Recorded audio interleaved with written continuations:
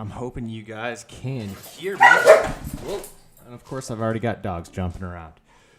Welcome to tonight's stream. We're going to talk about my favorite position because it's currently what I coach, which is A-backs. You'll also notice we've got some other changes to the stream. Still working on some logo branding, working on some the Twitch overlay, working on, there should be things that maybe pop up. There should be, as people subscribe and whatnot, that should appear at the bottom.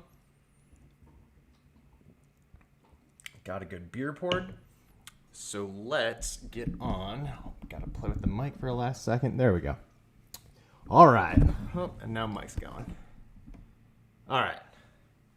Let's talk some A-backs. So,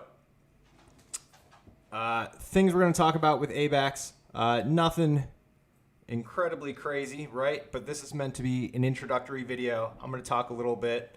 Well, let's just go through it, right? So let's go do some A-backs basics. That's going to be things like stance and alignment. Tail motion, which is something that people have constantly asked for. As far as aiming points, steps, how you coach it. And all through these, I'll add kind of my coaching points to it as well. Arc blocking and inside load blocking, which are probably the two most common blocks that you're going to do as an A-back or as a coach that you're going to talk about. So, first thing, my head coach, Matt Miller, who, again, as every time I bring up his name, I owe him a lot. But he is a genius when it comes to this. Offense, played in college. And he said what was really important is kind of on the first day of practice every year, he wants us to talk to our position groups about, what is important about that position? Like, what is it? Like, what is that feeling, that personality? And, I thought for A-backs. And honestly, what it comes down to is as an A-back, you are the Swiss Army knife, right? You run the ball, you catch the ball, you block, you have the option to pass the ball. You really have to do everything, and you have to do everything pretty well. You may not be the best at it, but you at least have to be able to do it. I always emphasize blocking. I tell my A-backs all the time, right? There's two of them. And if, any coach will tell you, like, it's hard to watch one guy. It's really hard to watch two guys, especially when they're on opposite ends of the formation. Usually between the two, I'm watching the guy blocking because that's going to be the most important. And really having them take pride to say, hey, you want to block as hard as you can for your A-back partner because you want them blocking that hard for you. And that should kind of be how that relationship works. So, from here, basics, we're talking, for those of you that don't know, right? An A-back is attached to the formation in our base formation, flex formation, whatever you call your standard balanced set. Excuse me, I've been talking at work all day. So, first things first, I want to talk about the footwork, right? Or how you're aligned, right? Because a lot of times you'll see undisciplined teams be inconsistent. You'll see, kids that think they're wide receivers. You'll see kids that think they're fullbacks. So the best way to think about it, and I've highlighted this section that we're going to be talking about here, is that is the offensive tackle's feet. From the offensive tackle's outside foot, you should draw an imaginary line down his instep. So his outside foot instep should be aligned with the A-back's inside foot instep. He should be about less than a yard back. He should be able to touch that guy. Inside foot back is important, right? So the big thing is if we're in motion, right, if we're going triple left, you want to be able to open up and explode inside. From there, we want the weight loaded on our opposite foot from where we're going. So if this A-back were running triple left, we would want our weight on our right foot. If this, and we'll talk about this in a little bit, if this A-back is arc blocking and opening up to the right, we would want that weight on the left foot. And what that's going to allow you to do is be able to take your first step efficiently, so you're not wasting steps. That's one of the biggest sins as an A-back, especially if you step backwards. Everything needs to be going forward. Outside, once we get our feet set, this is a clip of, well, not clip. This is an image of us last year just to show you what this A-back stance looks like. Coaching points here would be knees bent, right? Athletic position. You want to make sure that butt is down and your chest is up, almost like it's a squat. You want to be facing directly forward. Some teams might angle. I've seen a few teams where the A-backs actually look at each other. I guess that's a thing you could do. Kind of elbows or forearms on thighs and eyes up and forward. So what I always tell my A-backs is you need to be consistent. You need to be looking forward. The defense should not be able to tell what you're doing based on your alignment. It should look the same every play. And I always emphasize that chest up because a lot of times late in the game, right, your A-backs start to hunch over, right? They start getting tired. And it starts looking like a sign of weakness. You really want to make sure you can see eyes. And as you get to an older level, make sure their eyes are forward. If you've ever coached younger kids, backs tend to stare exactly where they're going, and a good defense picks up on that. In the perfect A-back world, that's what we want. I'd argue this A-back, I hope you guys can see my cursor, is a little duck-footed. EJ, that's you. Really want to try to be forward. I think down here we're almost perfect on that.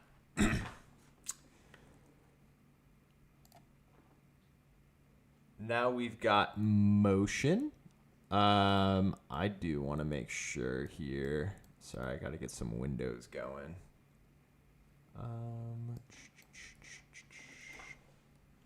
There we go. So, first things first with the motion, we're going to look at this as if you are the left A-back. So your cadence can really be anything you want it to be. It's, there's all kinds of cadences out there. It is more important to time up, right? Kids especially need a timer on when they should go. Obviously, for some kids, you're going to need to adjust that. Some of them are really fast. Some of them are really slow.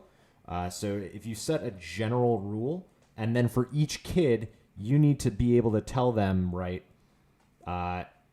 go a count earlier, right? And they just need to know that. They need to know what their relationship is.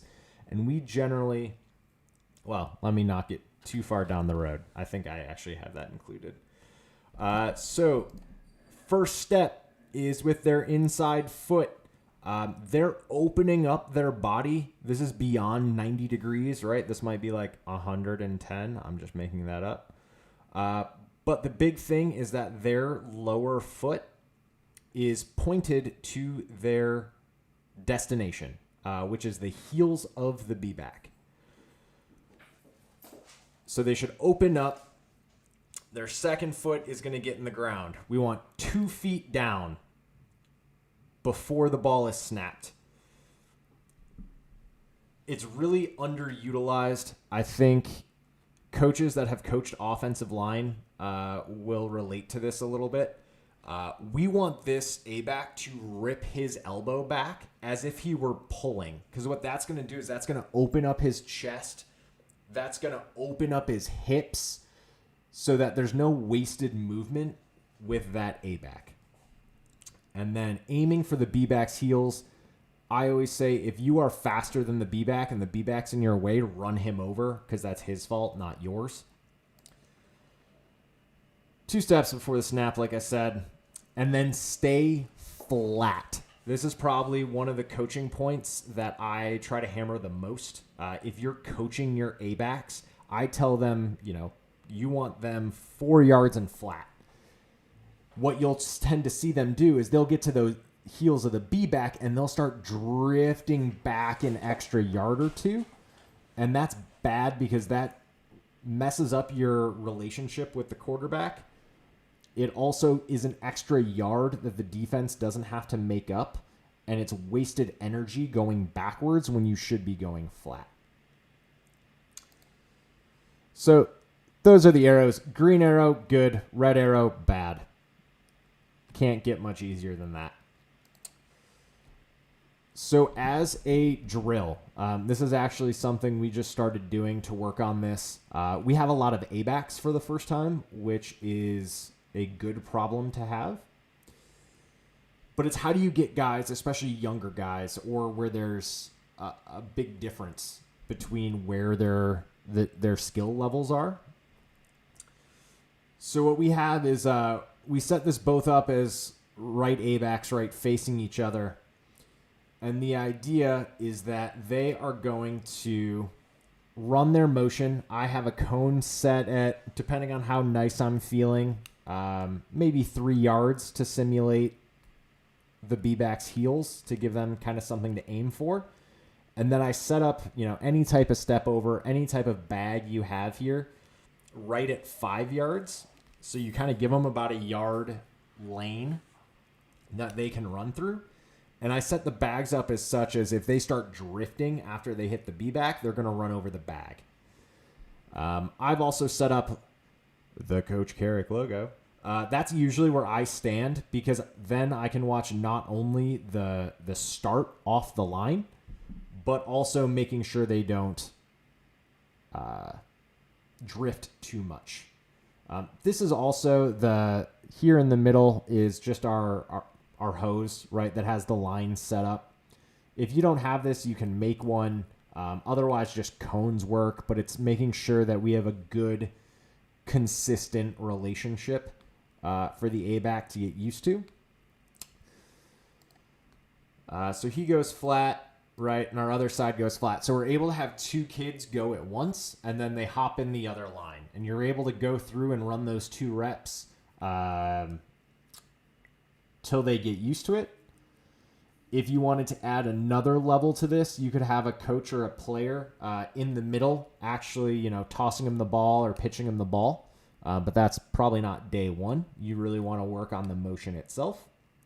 And obviously, once you go through enough rotations of this, this A-back becomes the left A-back, this A-back becomes the left A-back, and then you go the opposite direction. Now we get to talk about arc blocking. So, arc blocking is a common A-back block. Typically, you would run this against a too high safety look. The reason you run this against a too high safety look is because we don't know as the offense who the force player is going to be. They can play games with the safety and the corner, so we have to be able to account for that. Later on, when we talk about the inside load block, if it's a 1 high safety, if it's an 8-man box, we know that player that we need to block, who he is, and he's in the box. So this accounts for our ability to not know who the man we need to block is. So you'll see that I have my footsteps set up here.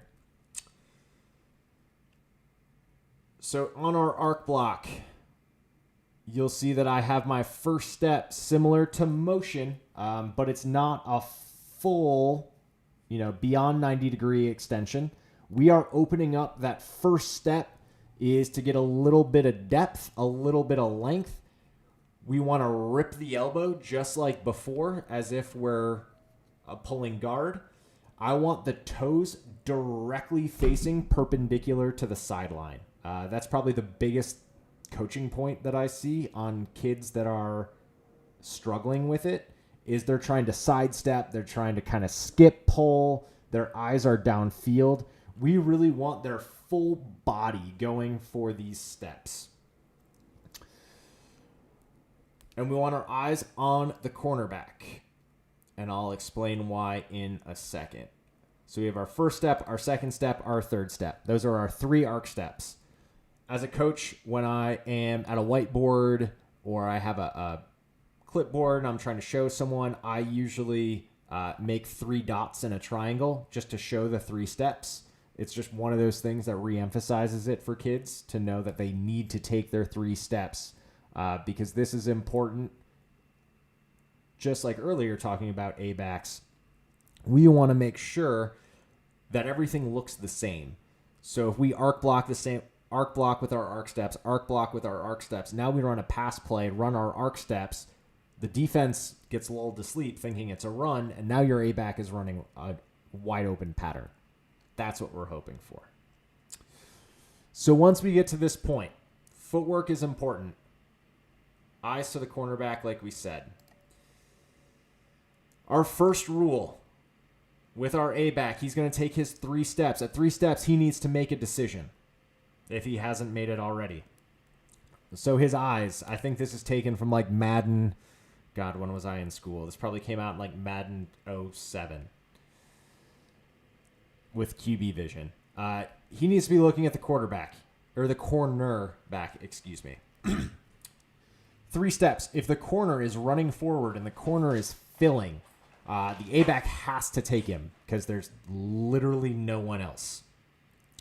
So when that happens, right, he sees the corner coming in, all you're doing is blocking him out, assuming he's staying outside. Now, if he cheats inside, right, maybe he's coming on a blitz. That's not a good example. If he's just sitting there and he's not really being aggressive, he's just trying to set the edge, and as an A-back, if you can log him and bring him back inside and seal him in, that's even better. Because what that does is allows your partner A-back to still get the pitch, get around, and not have to alter his path. Whereas in this scenario that's drawn up, the other A-back is going to have to... Let's see if I can do something cool here, right? If this is the block, right, and he's coming, he's going to have to cut up this block where there's more people. I always try to tell my kids you want to run away from the people that are trying to tackle you, although sometimes they don't pick up on that. So that, I would say more defenses should do corner fill against a flexbone team, but they don't. It's really hard, especially if that guy's inside or pressed, to have to make that decision. It's also something that can get forgotten. You know, it's one of those day 1, day 2 kind of things you cover, and if you don't see any type of corner fill or too high team for a while, you kind of get lazy with it.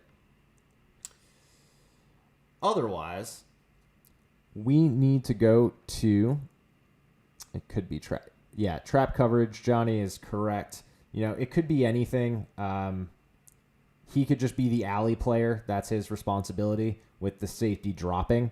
So that safety in that corner, right, can play games. There's 2 of them and 2 responsibilities. You figure out which one works. However, if the cornerback bails, right, he goes back into coverage. I don't know why I have a hand there. That's from later. I probably accidentally hit Control V. Oh well. So if the cornerback bails, right, he goes back. You take your 3 steps. You see that he is bailing. There's an imaginary line. Well, sorry.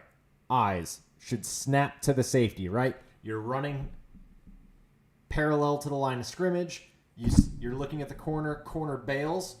You're like, all right. And you look for the safety. You're going to keep running forward. There is an imaginary line here where that is from the safety. I want my A-back to run forward. Sorry, I just got a text. I want my A-back to keep running forward until he out-leverages this safety. I want him to be outside. We are blocking for pitch on triple. And once he runs outside, it is a banana, right? I want to keep getting some width, and then I want to start getting vertical to seal the safety inside. A lot of times you will see A-backs, younger especially, like when they see the cornerback bail, they'll turn almost on this dotted line and run it 90 degrees straight at the safety, and then the safety scrapes over top. What we want to do is out-leverage, get into the alley, beat him to the spot, and get our body in position to create a lane for the other A-back. Come on, PowerPoint. All right, so this is as if we are the A-back on triple right. I've done this really horrible. I'm just going to apologize now for the clip art in this, so bear with me, but I think it's a good example, right? So we're running perpendicular. Our eyes snap to safety. We're going to keep getting width. We're going to keep going vertical, pressing vertical to beat the safety to the spot. Once we do that, I always tell my players to aim for the top side shoulder because if they do that, great. If they miss the top side shoulder, then they can usually still get a good drive block, front on block. The idea is I try to tell all my blocking A-backs, we don't need you to be a stud blocker. We don't need you to be a great blocker. We need about a second and a half. Right? So if you can be in the right position, get your body there, get your head on the right side, bring the hands, and just keep that guy busy for a second and a half, you've done your job. Depending on who the kid is, I also say, if you're in the right position, you could completely fudge the block, get knocked over, but hold the guy up because he has to run through your body, and you've still done your job. Selfishly, as a coach, that's usually what I'm looking for. First hand, I want to strike that top play side shoulder. That means that my body is in position. That means I'm coming in at a good angle. If I strike the shoulder, I can try to turn and seal that safety. If the safety comes underneath, right? If I'm engaged, I do well, and he comes underneath me, that's fine. Right? Because the other A-back should be passed. We just cannot allow that safety to come back over the top. Second hand, sideways, to sternum, right?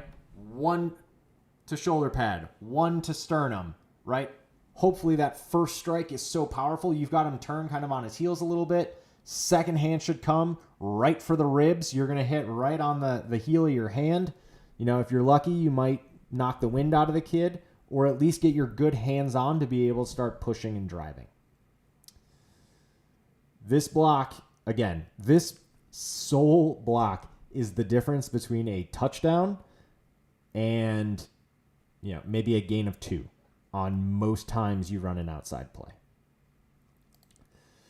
Next, we have inside load. Inside load is not quite as intricate as an arc block. So when we inside load, we usually do that against a 1 high safety look, which means there's 8 men in the box. We know who we're blocking. So in this case, I didn't draw out the whole thing, but you can imagine this is a 4-4. There's a stacked backer and a 20 technique behind, head up on the guard. We train our A-backs. You want to fire out forward through the heels of the handoff key, HOK, handoff key.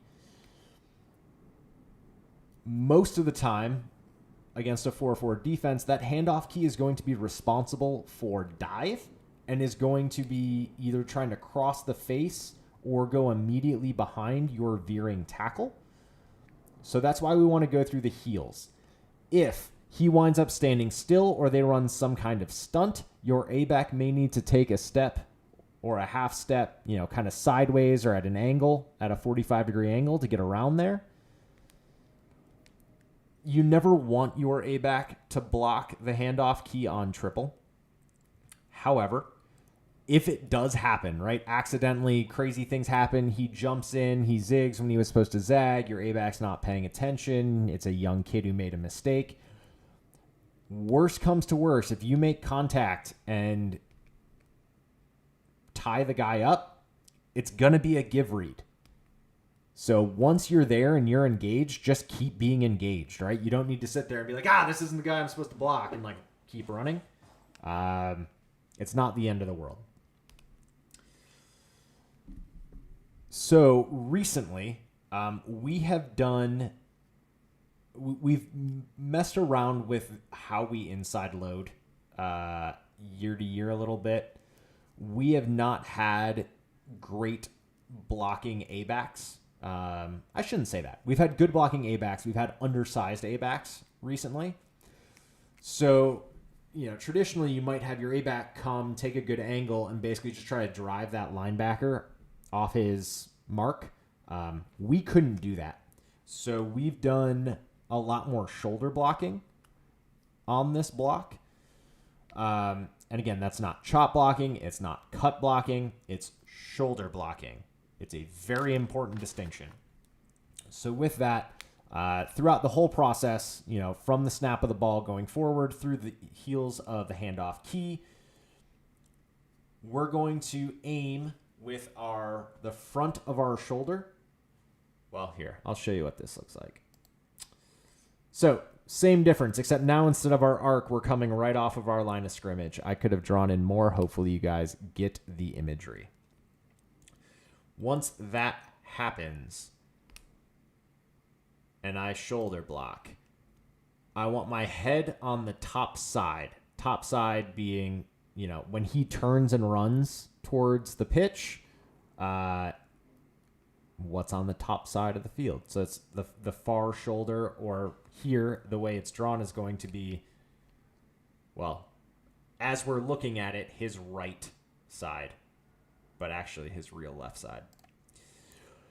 I tell my kids as they're staying low with their eyes up to aim for the player's knee. Now, I'm not saying to hit them in the knee. Let me be very clear. I want them to aim for the knee, because anyone who has coached high school boys knows that if you tell them to aim for the knee, if you're lucky, their shoulder will hit their hip. So nothing dirty. I'm just saying their aiming point is the knee, with the goal of staying on their feet and having their shoulder make contact with the play side hip. The way this forms up is your A-back is going to be cheek to cheek. That's his face cheek to the linebacker's butt cheek, right? Right next to it. That's the aiming point. We don't need any crotch shots with a helmet spearing. No, don't do that. An underrated part of, obviously, right? Chest should be up. You want to hit with the front side of the shoulder, chest up, eyes up, and you're running through the man. So even if he's a big kid, you've got your momentum to be able to freeze him in place. And if he's going to try to disengage you, he has to run around you or run through you.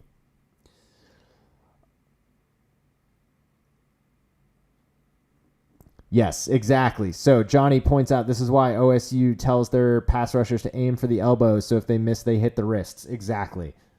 Again, I'm assuming most people who watch this are coaches and everyone is nodding. I will reiterate. Do not tell your players to dive for another player's knees in any situation as an A-back. I guess you could cut block on the line, but that's a different video.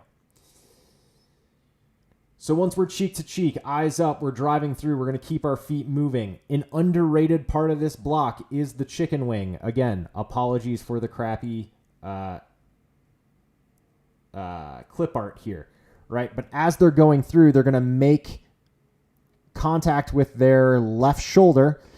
That left arm should have their chicken wing out. It should be strong, right? It's not just like a turnstile. But what that does is two things.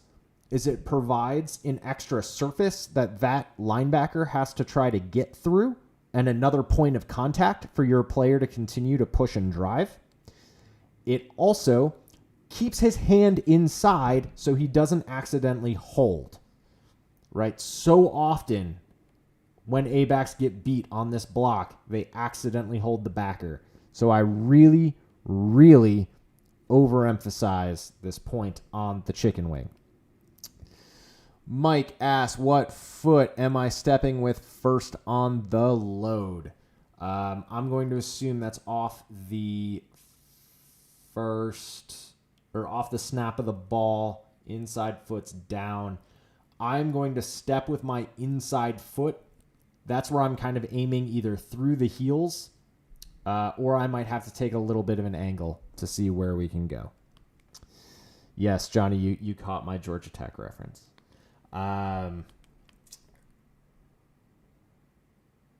Let's see. Did I put anything else here on inside load? Oh, eyes up and drive. Yeah. As a football coach, I should always be up. You should always be able to see what you're hitting. Once you're cheek to cheek, you should be driving through that man. I've seen some A-backs where they're so low to the ground, they're almost bear crawling into that kid. Actually, my head coach, Matt Miller, sent me a similar block tweet today. So good timing, Matt. And like I said, we need a second and a half. Anything beyond that we can get is great. But especially if a team has big, pursuing, scraping linebackers, we've been liking the shoulder block, and that's what we're going with. So we're right at about a half hour. Want to see if there are any questions. Feel free to put those in the chat. I think that should be the best way to do it. I am amazed that I was able to get all of this technology working fairly quickly. And like the first time. Questions. So I will hang out for a minute or two. So otherwise, thank you for hanging out on this Tuesday. Let's see, what's the usual? Like and subscribe, Twitch and YouTube. Still trying to figure all of this stuff out. If there are anything else you want to see, I know I've been clipping up these streams, so this video will be up and I'll do some clips from it. I will be probably doing either the Army or the Navy game sometime later this week.